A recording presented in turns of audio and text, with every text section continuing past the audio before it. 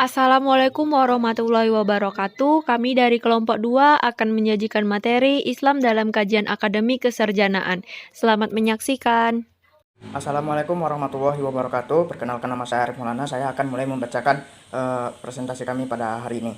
Yang pertama adalah Islam pemaknaan. Islam berakar dari kata aslama yuslimu, islaman, yang berarti tunduk, patuh, dan selamat. Berarti kepasrahan atau ketundukan secara total kepada Allah Subhanahu wa taala. Orang yang beragama Islam berarti ia pasrah dan tunduk, patuh terhadap ajaran-ajaran Islam. Seorang muslim berarti juga harus mampu menyelamatkan diri sendiri, juga menyelamatkan orang lain. Tidak cukup selamat, tetapi juga menyelamatkannya. Secara istilah, Islam adalah agama yang dibawa oleh Nabi Muhammad SAW untuk umat manusia agar dapat hidup bahagia di dunia dan akhirat. Inti ajarannya adalah bersaksi bahwa tiada Tuhan selain Allah dan Nabi Muhammad adalah utusan Allah. Mendirikan sholat, menunaikan zakat, berpuasa di bulan Ramadan, dan pergi haji. Penjelasannya, Islam datang ke bumi untuk membangun manusia dalam kedamaian dan sikap kepasrahan total kepada Allah Subhanahu wa taala. Sehingga seorang yang beragama Islam akan mengutamakan kedamaian pada diri sendiri maupun pada orang lain, juga keselamatan diri sendiri pada keselamatan orang lain. Dan sebuah hadis dari Nabi Muhammad SAW dikatakan, al-muslimun man salima al-muslimuna min lisanihi wa yadihi wal muhajiru man hajara ma nahallahu anhu. Artinya, seorang muslim itu yang menyelamatkan muslim yang lain dari perkataannya dan perbuatan tangannya, dan orang yang berhijrah adalah orang yang hijrah dari suatu yang dilarang Allah. Hadis riwayat An-Nasa'i. Yang berikutnya adalah B. Islam antara normativitas dan historis. Secara normatif, Islam itu absolut, sakral, dan universal. Yang kebenarannya transhistoris, melewati batas ruang dan zaman, sehingga dalam wilayah ini ia tunggal. Ketunggalan Islam terwakili oleh Al-Quran, walaupun Islam telah ekspansif dalam area multibahasa dan menyejarah dalam multi era, tetapi sumber norma tidak pernah mengalami distorsi. Sebagaimana ungkapan Muhammad Iqbal, Nabi Muhammad rupanya berdiri di antara dunia purba dan dunia modern. Sejauh mengenai sumber masa wahyu, maka dia miliki dunia purba. Sejauh dengan spirit dan jiwa wahyunya, maka dia adalah milik dunia modern, kapan saja, tidak pernah usang. Iqbal 1981-126. Sementara Islam dalam level historis memang tidak akan selalu tunggal. Ia tidak akan statis, akan selalu ada paradigma baru yang mengadaptasi dimensi ruang, waktu, serta lokalitas seiring berjalannya sejarah. Pemahaman keberagaman dalam historitas Islam berkembang terus tanpa henti. Begitu banyak variabel, hal ini bukanlah hal yang sederhana, karena setiap zaman menghasilkan historitas, penemuan, wacana, dan pemahaman terhadap teks normatif yang berbeda dengan zaman lainnya. Setiap ruang dan waktu menghasilkan wacana, warna, gerakan, pembaharuan tersendiri yang setiap titik tekan mengkritik pemahaman sebelumnya, sambil menelurkan teori baru, yang berasal dari Mustaqim 2002-30.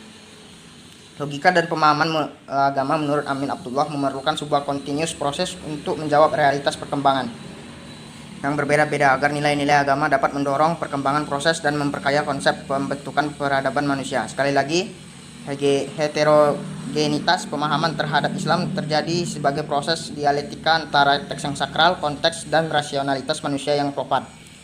Posisi diametral antara teks dan konteks itulah, jika dicermati dalam sejarah pemikiran Islam, selalu memunculkan ketegangan kreatif antara gerakan pemahaman normatif di satu sisi dan gerakan pemahaman historis liberal di sisi lain. Imbas kedua pendekatan ini sangat kuat dalam pemahaman teologi, hukum, pemikiran politik, serta bidang lainnya, dengan istilah yang sedikit berbeda.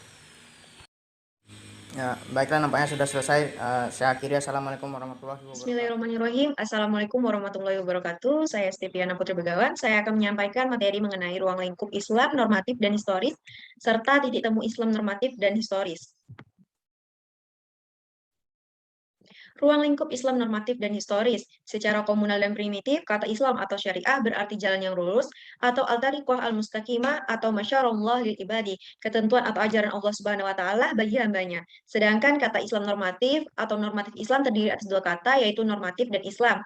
Normatif berasal dari kata norma atau norm yang berarti rule atau aturan. Ada juga yang menyebutkan bahwa aturan atau ketentuan yang mengikat warga atau kelompok masyarakat yang dipakai sebagai panduan tatanan dan pengendalian perilaku yang sesuai dan diterima, serta setiap warga wajib mematuhinya. Islam normatif adalah Islam yang dimensikalis, yang diterima adanya realistis supernatural, yang bersifat otoriter dan global, melampaui ruang dan waktu, atau sering disebut sebagai realitas ketuhanan. Kajian Islam normatif meluncurkan tradisi teks berupa tafsir, teologi, fikih, tasawuf, dan filsafat. Sedangkan Islam historis adalah Islam yang tidak lepas dari kesejahteraan dan kehidupan manusia yang berada dalam warga dan masa. Islam yang tersusun dengan latar belakang kehidupan pemeluknya, sehingga karena realistis kemanusiaan selalu di bawah realistis ketuhanan.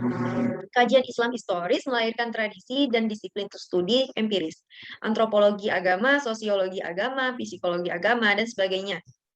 Titik temu Islam normatif dan historis, serta hubungan keduanya. Hubungan antara keduanya dapat membentuk hubungan dilektasi dan ketegangan.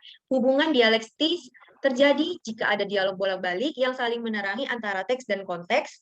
Sebaliknya, akan terjadi hubungan ketegangan jika salah satu menanggapi yang lain sebagai ancaman. Salah satu sebab tersusunnya pendekatan normatif dan historis adalah pluralnya agama dalam suatu daerah. Ketika dikatakan sebuah daerah itu hanya memiliki satu agama, misalnya Islam, sedikit kemungkinan akan dijumpai perbedaan-perbedaan yang menjadi dasar di dalamnya.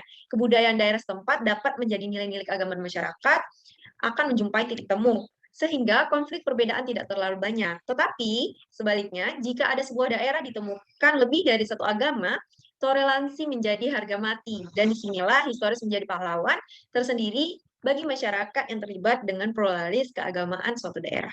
Terima kasih.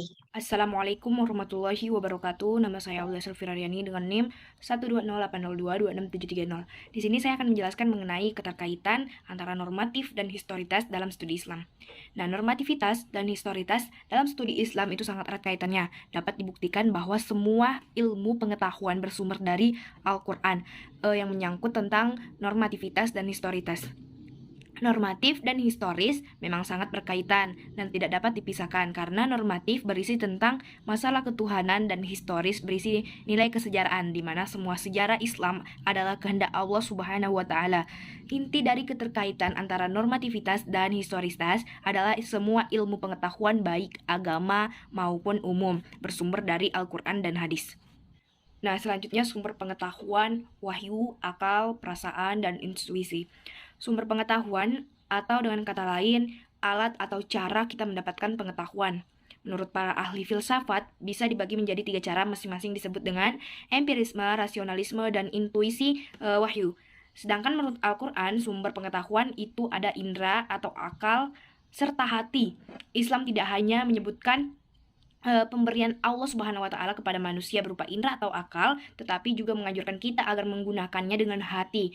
Jika kita menggunakannya dengan hati, maka Allah Subhanahu wa taala akan memberikan cahaya yang dengan orang-orang yang beriman dapat membedakan antara yang hak dan yang batil. Sekian dari saya. Assalamualaikum warahmatullahi wabarakatuh.